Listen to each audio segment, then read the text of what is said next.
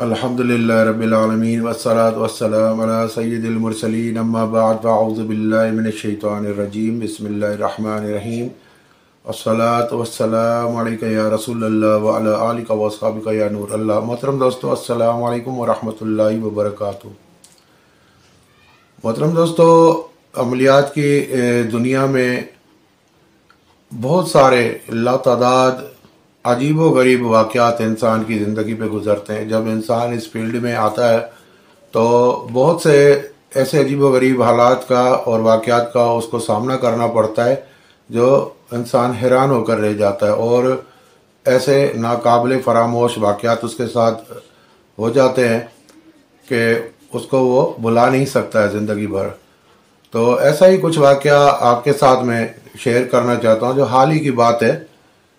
पहली रमज़ानुल मुबारक चांद रात को अचानक मेरी पेट में शदीद दर्द उठा, कमर में, पेट में और राइट साइड पे पसलियों में बड़ा शदीद दर्द उठा। ऐसा लगे कोई चीज़ अंदर से बाहर धकेल रही है, खाल को निकलने की कोशिश कर रही है फाड़ के।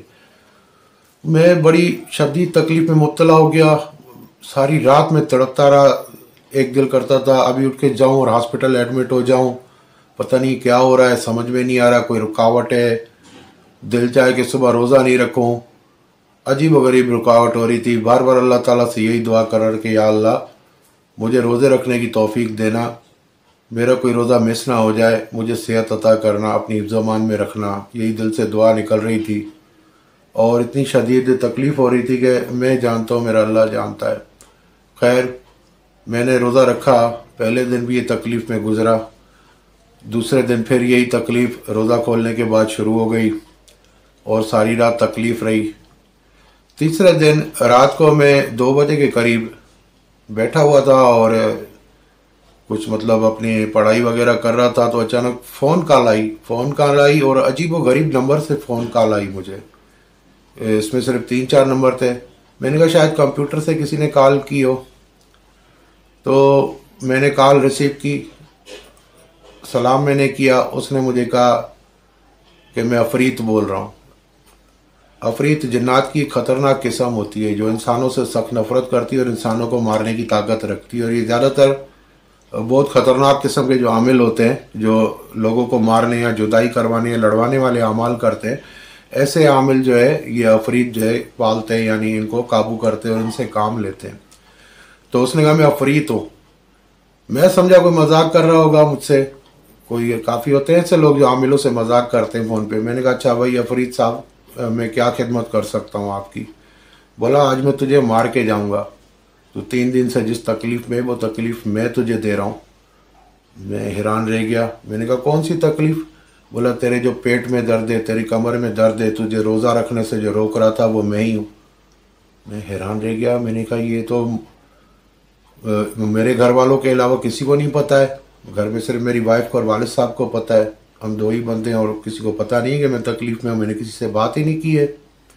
खैर, मैंने कहा फिर भी हो सकता है मैं भी कोई मजाक कर रहा हो, तंग कर रहा हो। मैंने कहा भाई तुझे किसने भेजा है, तू क्यों आया है, मैंने तेरा क्या बिगाड़ा है, मुझे क्यों मारना चाहता है? तू कोई खुदा तो नहीं है जो तू मुझे मार डालेगा। बोला मैं तेरे राइट साइड पे जो कॉरिडोर है उसके सामने जो वाशरूम है, मैं उस वाशरूम में 3 दिन से बैठा हुआ हूँ। मुझे कराची से एक आमिल ने भेजा है। तूने कराची में किसी का इलाज किया था, उस आमिल की चीज़ें जलाई थी। अब उस आमिल ने मुझे तेरे ऊपर भेजा कि इसको मार के आ। तो मैंने फ़ौरन दिल में पढ़ाई करना शुरू कर दी, क्योंकि वो बिल्कुल सही बता रहा था। मेरे राइट साइड पे दरवाज़ा है, दरवाजे के आगे कॉरिडोर है, कॉरिडोर के आगे वाशरूम का गेट है। तो मैं हैरान रह गया। मैंने पढ़ाई शुरू कर दी। पढ़ना जो शुरू किया तो मैं हालांकि दिल में पढ़ रहा था, उसे बातों में लगा के दिल में पढ़ रहा था, तो एकदम वो चीखा, बोला पढ़ाई मत कर, पढ़ाई मत कर, मुझे आग लग रही है। मैंने फ़ौरन पढ़ाई ज़ोर से करना शुरू की तो उसको मैंने बांध दिया, उसका एहसार कर दिया कि भाग नहीं सके। बांध दिया तो उसने मुझे बोला यार मुझे बांधा क्यों है, मैं चला जाता, मुझे इतनी तकलीफ़ हो रही है, तूने मुझे इतना जलाया है। मैंने कहा सही सही बता तुझे किसने भेजा है। तो उसने मुझे बताया एड्रेस, नाम मैं नहीं लूँगा, लेकिन आमिल औरंगी टाउन से उसने मुझ पर ये हमला किया था और इसे भेजा था। फिर मैंने उससे कलमे पढ़वाए, उससे माफ़ियाँ मंगवाई, उससे वादे लिए और उसे फिर मैंने उसका जादू ख़त्म करके, और जो जिस जादू के ज़ोर पे उसे भेजा गया था उस जादू को ख़त्म करना पड़ता है, और उसको ख़त्म किया तो वो हो गया आज़ाद। फिर उसे मैंने आज़ाद कर दिया, छोड़ दिया। तो दोस्तों ये अजीब व गरीब हैरान कुन वाक़या था। वो जो बातें बता रहा था बिल्कुल सही बता रहा था। मैं तो यही समझता रहा कि ये कोई मुझे तंग कर रहा है। 4 नंबर थे सिर्फ कॉल में उसकी। तो ऐसे वाक़यात भी आते हैं। ऐसा एक वाक़या कुछ अर्सा पहले हुआ था। मुझे फ़ोन आया किसी ऐसी किस्म के किसी नंबर से, अजीब व गरीब नंबर से फ़ोन आया। मैंने कहा कौन है भाई? बोला मैं जिन हूँ। मैंने कहा तो फिर मैं क्या करूँ, तू जिनने दो। मैं यही समझा कोई छेड़ रहा होगा, तंग कर रहा होगा। लोग नंबर देखते हैं यूट्यूब वगैरह पे मेरा, तो मैंने कहा छेड़ रहा होगा, कोई तंग कर रहा होगा। बोला मुझे तू अच्छा लगता है, मैं तेरे पे आशिक हूँ। मैंने कहा भाई मैं कौन सा इतना कोई खूबसूरत हूँ, कोई लेडी डायना का बेटा हूँ जो मैं तू मुझ पे आशिक हो गया है। बोला नहीं, मैं तेरे साथ रात को गलत काम करूँगा, 2 बजे आऊँगा। मैंने कहा सही है, आ जाना, देख लेंगे तेरे को। तू गलत काम कर रहा, मैं अच्छा काम करता हूँ तेरे साथ। यकीन माने रात के 2:30 बजे थे। 2:30 बजे थे कोई साया सा आके मेरे पास खड़ा हो गया। लेकिन मैं जिस्मानी हिसार करके सोता हूँ तो, और वज़ू करके सोता हूँ, तो इस वजह से वो मेरे करीब नहीं आ रहा था, लेकिन पास वो साया खड़ा हुआ नज़र आ रहा था मुझे। काफ़ी देर वो खड़ा रहा, फिर मैंने पढ़ाई शुरू की और वहाँ से भागा। तो ये ऐसे वाक़यात हैं जो मैं हैरान हो गया कि टेलीफोन पे, मतलब फ़ोन पे जिन्नात रब्ता करके और बता रहे हैं। यानी अल्लाह, ऐसे सुना था, बहुत लोगों से सुना था कि ऐसा होता है, जिन्नात के टेलीफोन आते हैं, लेकिन ये मेरे साथ खुद के साथ हुआ तो फिर मुझे यकीन है, क्योंकि असल वही कि जब आप आंखों से देखें तो यकीन करें। तो ऐसे वाक़यात भी होते हैं। तो दोस्तों ऐसे आमिल भी होते हैं जिनके अपने ऊपर हाज़िरी आती है, अपने ऊपर हाज़िरी आती है, और उनके पास ऐसे जिन्नात होते हैं जो जिस्म में हाज़िर जिन्नात होते हैं, जिस्म में हाज़रात करके उनके अंदर से बात करते हैं। उनको हमारे यहाँ सिंधी में बोला जाता है कि इस पे फ़कीर आता है, या उसके ऊपर बुज़ुर्ग की हाज़िरी होती है, उर्दू में कहा जाता है, या जिन्नात की हाज़िरी होती है। फिर वो जिन्नात बात करते हैं, फिर उस दौरान वो फ़ोन पे कॉल करते हैं। अब ये जो भी मसला था, लेकिन वो जो बातें बता रहा था, मैं ये हैरान रह गया कि बिल्कुल सही बता रहा था।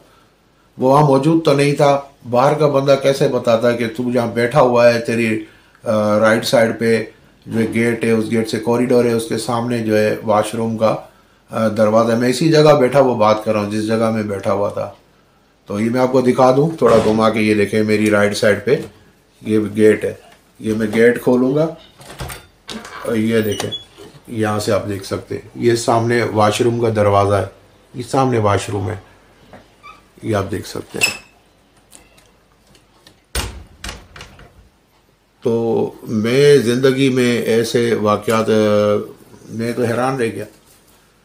खैर अल्लाह ताला ने मुझे सेहत दी। उसके जाने के बाद फ़ौरन मेरा पेट सही होना शुरू हो गया है, मेरी तबीयत संभलना शुरू हुई। फिर मैंने खुद पे पढ़ाई वगैरह की, जो भी उसके असरात थे उसकी काट की। अल्हम्दुलिल्लाह रमज़ानुल मुबारक बहुत अच्छा गुज़रा अल्लाह पाक के करम से। वरना मेरी यही सोच थी कि जो मुझे तकलीफ़ थी, मैं समझ रहा था कि कुछ दिन हॉस्पिटल एडमिट रहना पड़ेगा, मुझे पेट में कुछ हो गया, किसी ने जहर दे दिया, कुछ हो गया है, समझ में नहीं आ रही थी बात। तो अल्लाह ताला ने तौफीक दी।